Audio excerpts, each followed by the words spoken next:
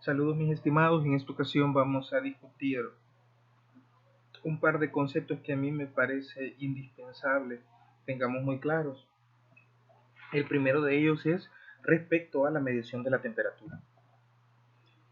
Creo que si nos hacemos la pregunta ¿cómo medimos la temperatura? Una de las respuestas que me podrían dar es, mire, la temperatura puede medirse a partir de un sensor infrarrojo. Si usted tiene ciertos conocimientos técnicos, me dirá, mire, la temperatura se puede medir a partir del uso de una termocupla acoplada a un termopar, que es uno de los mecanismos que se utiliza para medir la temperatura cuando se hacen, por ejemplo, análisis de suelos. Si usted está familiarizado con la mecánica automotriz, me dirá, mire, la temperatura se puede medir a partir del uso de una ampolleta que va acoplada al radiador, y me puede explicar, mire, esta ampolleta lo que tiene es una resistencia y mediante la variación de esa resistencia, de hecho, se utiliza algo que se conoce como la ley de Ohm. Se puede decir, bueno, si la resistencia ha variado, así es como nosotros podemos determinar la temperatura que tienen internamente los radiadores. Con el caso de la termocupla, el mecanismo que utilizan es una avalancha que se genera entre dos materiales que tienen distintos potenciales. Bueno, si usted está familiarizado con equipo industrial, me dirá, mire, existen unos medidores de temperatura que se conocen como termómetros de varilla, o con la cocina, porque también hemos visto que se utilizan para clavarlo en cortes masivos, y así determinar la temperatura interna, que es lo que me dice cómo va la cocción de los alimentos. Pero ¿qué es lo que utiliza? Básicamente es una soldadura de dos materiales que tienen coeficientes de dilatación distintos, y en virtud de cómo se dilatan estos dos materiales se puede ir desplazando esa aguja. Y si su conocimiento es completamente común y cotidiano, me dirá, mire, yo lo he visto que lo hacen a partir de unos termómetros que lo que utilizan es la propiedad que se llama dilatación lineal de una sustancia, ya puede ser alcohol para los termómetros ambientales o puede ser mercurio para los termómetros que se utilizan para el cuerpo humano. Cada uno de estos instrumentos tiene una cosa en común. Lo que tienen en común es que para medir la temperatura hacemos uso de una propiedad que cada uno de ellos tiene, que se conoce de forma general como propiedad termométrica. Las propiedades termométricas son propiedades que tienen ciertas sustancias que tienen la característica de variar linealmente con la temperatura. Eso significa que tienen una relación de proporcionalidad directa. Con esto hay que tenerlo bien claro. La forma en la que me va a describir las escalas en función de la variación de la propiedad termométrica tiene una forma de una línea recta. Por eso es que, por ejemplo, en los termómetros de mercurio, nosotros sabemos que en un determinado rango, como el mercurio se dilata proporcionalmente a la temperatura, esto es lo que me determina el equiespaciamiento entre las marcas en un termómetro de este tipo. Ahora bien, cuando nosotros medimos la temperatura, solemos decir la temperatura en una determinada escala. Por ejemplo, dar un valor de temperatura en grados Celsius, dar un valor de temperatura en grados Fahrenheit, dar un valor de temperatura en Kelvin. Aquí hay que tener cuidado cuando nosotros decimos un valor de temperatura en escala Kelvin, no decimos grados, o en escala Rankine. La primera pregunta es, ¿cómo se determinaron estas escalas de temperatura? Pues le voy a poner únicamente el ejemplo de las primeras tres. Celsius, ¿qué es lo que hizo cuando determinó su temperatura? Celsius puso en contacto su instrumento que tenía una propiedad termométrica, lo puso en contacto con una sustancia e intentó determinar qué valores iban a ser siempre estándar para la propiedad termométrica. Él se dio cuenta que cuando los sistemas están realizando un cambio de fase, su temperatura no cambia. Por lo tanto, él decidió que uno de sus puntos iba a ser un punto de ebullición, el punto de ebullición del agua, un agua pura a una presión de una atmósfera, y bueno, que el punto inferior iba a ser algo que se conoce como el punto triple del agua. Entonces, ¿qué es lo que hizo Celsius?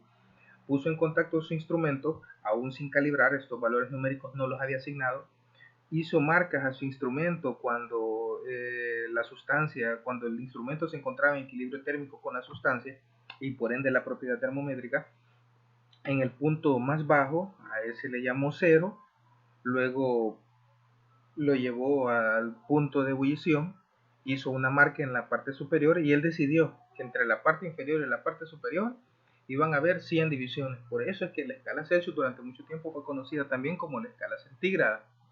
Fahrenheit hizo el instrumento de una forma un poco diferente. Fahrenheit básicamente lo que hizo es que tomó el cero de su escala, no era el punto de fusión del agua, sino que era el punto de fusión de una mezcla de sales y agua, que daba un punto de fusión más bajo que el de Celsius, y luego comparó, ese fue el cero de Fahrenheit, y luego comparó con el punto de fusión, el punto más bajo que había determinado Celsius, se dio cuenta que coincidía con el cero Celsius un valor de 32 grados Fahrenheit y decidió que a partir de ahí iban a haber 180 divisiones. Por eso es que entre el cero de la escala Fahrenheit, que es referido al punto de equilibrio de su termómetro con el punto de fusión de esta mezcla de sales y agua, y el punto de ebullición con el punto de ebullición del agua pura, hay 212 divisiones. Por otro lado, la tercera escala de temperatura, la escala Kelvin, se llegó a partir de un trabajo completamente teórico. Es una regresión, de hecho, de la escala Celsius hacia un punto que se conoce como el cero absoluto, que de hecho, si nosotros trabajáramos un poco en mecánica estadística, nos daríamos cuenta que ese cero absoluto se refiere a el punto de inmovilidad molecular o en el que desaparece la energía cinética de las partículas. Sin embargo, nosotros tenemos algunas escalas de temperatura que son de forma común, estas tres y la Rankine, que la Rankine es digamos como similar a la Fahrenheit porque el tamaño y los grados Rankine son similares al tamaño y los grados Fahrenheit, al igual que el tamaño y los grados Celsius son del mismo tamaño que los Kelvin. Entonces estas son las escalas de temperatura y cada una de ellas va a cumplir una relación lineal, la propiedad termométrica con la temperatura. Y como es una relación lineal, yo sé que esta relación lineal se puede escribir con la ecuación de una línea recta, y es igual a mx más b. Por lo tanto, nosotros podemos establecer una relación de proporcionalidad directa. Podemos decir que si como cada una de las escalas va a cumplir con una proporción directa, eso significa que entre esas dos escalas yo también puedo establecer una proporción directa. Puedo establecer una línea recta que va a ser el corte para cada uno de los valores de una escala a otra. Por ejemplo, veamos cómo realizamos la conversión de grados Celsius a Fahrenheit. Entonces vamos a decir, bueno, el dato que yo quiero conocer va a ser en grados Fahrenheit, que cumple una relación lineal con su propiedad termométrica y por lo tanto también con otra escala. Entonces, la temperatura en Fahrenheit va a ser igual a M por la temperatura en Celsius más B, donde M es la pendiente, como nosotros recordamos, y B es el intercepto. Entonces, nos damos cuenta que tenemos dos escalas. Yo puedo conocer valores Fahrenheit y Celsius al menos un par, pero tengo dos incógnitas, uno que es la pendiente y el otro que es B, que es el intercepto. Como tengo dos incógnitas y hacer resolver un poco de ecuaciones, yo sé que necesito dos expresiones para poder desarrollarlas. Entonces, ¿cómo se encuentran esas dos expresiones que necesito para encontrar esas incógnitas? Lo vamos a hacer a partir de evaluar en los puntos de coincidencia, es decir, en los puntos donde yo conozco los valores numéricos para un mismo valor de temperatura en el par de escalas que quiero comparar. Por ejemplo, y empezamos a trabajar, temperatura en grados Fahrenheit va a ser igual a M por la temperatura en grados Celsius más B. Entonces digo, bueno, tengo un termómetro, voy a comparar la escala Celsius con la escala Fahrenheit y entonces digo, bueno, yo sé que el 0 grados Celsius corresponde con 32 grados Fahrenheit, entonces voy a escribir, bueno, y tengo también que 100 grados Celsius corresponde con 212 grados Fahrenheit, voy a escribir las expresiones. como temperatura en Fahrenheit es igual a M por la temperatura en Celsius más B, 32 en el punto más bajo va a ser igual a M por 0 más B, y por lo tanto B es igual a 32. Ya conozco una de las dos. Por otro lado, en la parte de arriba, yo sé que 212 grados Fahrenheit va a ser igual a M por 100, que es el valor numérico de Celsius más B. Y por lo tanto, M es igual a 212 menos 32 sobre 100. M es igual a 9 quintos. Ahora que ya conocemos las incógnitas, somos capaces de formular la expresión para la conversión de temperatura. Y va a ser temperatura final es igual a M, que ahora sé que es 9 quintos, de Tc más 32. Y la relación inversa, es decir, para ir de grados Fahrenheit a grados Celsius, bastará con hacer el despeje de esa expresión, que me va a quedar de esta forma. El despeje les puede quedar un poco como trabajo a ustedes. Continuamos. Ahora les pido que ustedes desarrollen el siguiente ejercicio. Sorg, un habitante de Titán, construye una escala de temperatura basada en el metano, tal que la temperatura de fusión del metano es de 91 Kelvin. A eso es a lo que él le asigna 0 grados Sorg, y a la temperatura de ebullición del metano es 116 Kelvin.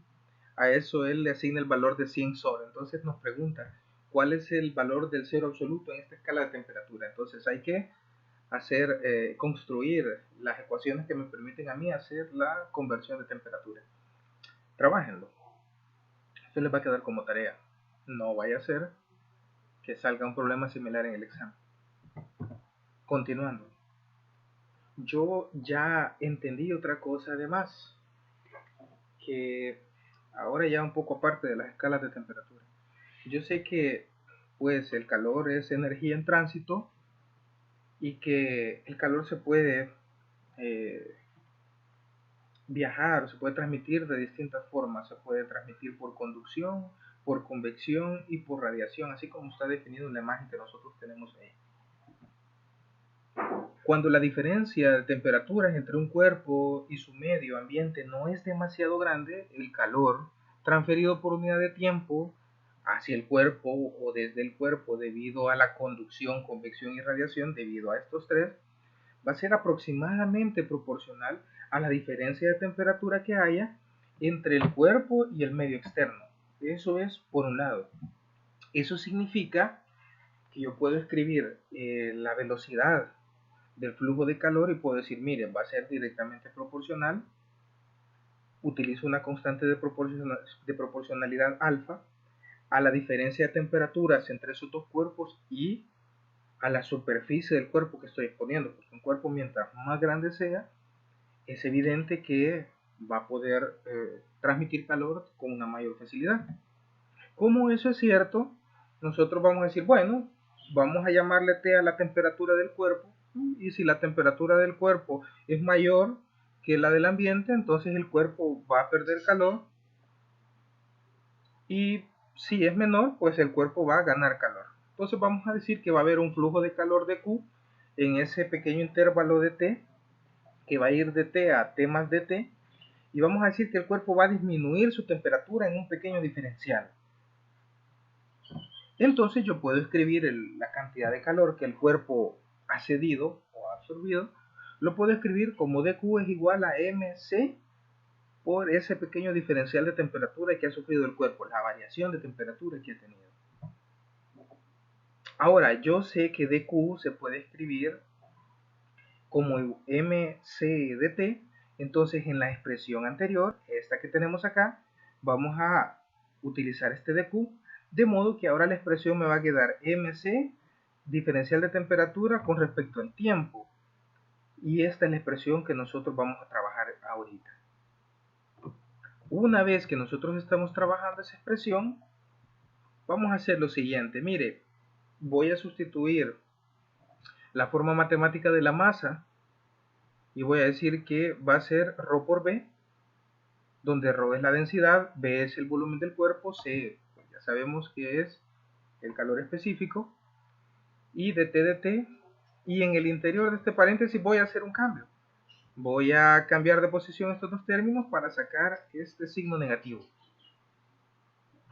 Continúo. Ahora me doy cuenta que del lado izquierdo de mi expresión me aparece una constante y del lado derecho tengo términos que dependen de t. Entonces voy a hacer una especie de truco. Yo dejo libre este diferencial, para el otro lado paso todo esto y a este término que va a ser alfa por s dividido entre ρ por b por c, le voy a llamar k, que es este k que tenemos acá. Únicamente para dejarlo como una constante y entender eso, es una constante del sistema que yo estoy trabajando. Entonces ahora voy a hacer una separación. Esto tal vez un matemático se ofendería, pero sí es posible hacer esta separación si son variables independientes. Entonces, ¿qué es lo que yo voy a decir? Bueno, entonces todo esto que es depende de t, este paréntesis, lo voy a pasar a dividir al de t. Este de t pasa al lado derecho a multiplicar a menos k. Y ahora todo lo que tengo del lado izquierdo depende únicamente de t, que es la temperatura, y todo lo que tengo del lado derecho depende del tiempo. Ahora lo que puedo hacer es realizar una integral. Hagamos eso. Vamos a realizar una integral del término que tengo a la izquierda desde una t sub 0 hasta t y del lado derecho desde 0 hasta un tiempo t. Esta integral de hecho es bastante común. Básicamente es una u sustitución, 1 sobre u. La integral de 1 sobre u de u nosotros sabemos que va a ser un logaritmo. Cuando nosotros evaluamos los logaritmos nos van a quedar de esta forma, miren. Me queda el logaritmo natural de t menos ta va a ser igual a menos kt más el logaritmo natural de t sub 0 menos a sub 0. Pueden hacer el resto de trabajo matemático ustedes para llegar a esta expresión. No es complicado. Bueno, continúo con esa expresión. Ahora vamos a despejarlo. Les sugiero que realicen tanto esa integral como este despeje porque no vaya a ser que en el examen se le pida que realice una deducción de esta expresión. Continuamos. Voy a despejar t. Para despejar t, pues tengo que hacer uso de, así como tuve que hacer uso del logaritmo cuando realicé la integral, aquí lo que voy a hacer es básicamente, le voy dando el dato, van a hacer una exponenciación. Es decir, van a utilizar todo eso, lo van a elevar a un exponencial, lo van a trabajar ahí con las propiedades de los exponenciales, de modo que a la expresión final que van a llegar es a esta. T, es decir, la temperatura a la que va a estar el cuerpo va a ser igual a T A, que es la temperatura del ambiente, más T sub 0, que es la temperatura de partida, menos T sub A, que están sirviendo como factor de proporcionalidad de este valor exponencial. Y este de hecho es una exponencial negativa, ya que k eran únicamente datos constantes, no podían ser negativos, y el tiempo sabemos que no puede ser negativo. Esto forzosamente es una exponencial decreciente. De hecho, cuando nosotros lo graficamos y a esta expresión a la que hemos llegado nosotros le llamamos ley de enfriamiento de Newton, nos va a dar un gráfico como el que vemos nosotros acá. Ese gráfico que nos dice que al principio, para un t muy pequeño, la variación de temperatura que experimenta el cuerpo va a ser muy acelerada, pero conforme t tiempo se vaya volviendo muy grande, se va disminuyendo muchísimo la pendiente de enfriamiento del cuerpo. Esto también como que hagamos recuerdo de la preguntita que nos salía a nosotros en la tarea, que nos decía que ¿por qué parece que los cuerpos que están a mayor temperatura se enfrían más rápido que los cuerpos que están a menor temperatura? Bueno, ahora nosotros podemos dar una respuesta a partir de la ley de enfriamiento de Newton. Y bueno, esto es todo. Esos eran los dos términos que yo quería que ustedes manejaran. Sigamos en contacto y que tengan mucha salud.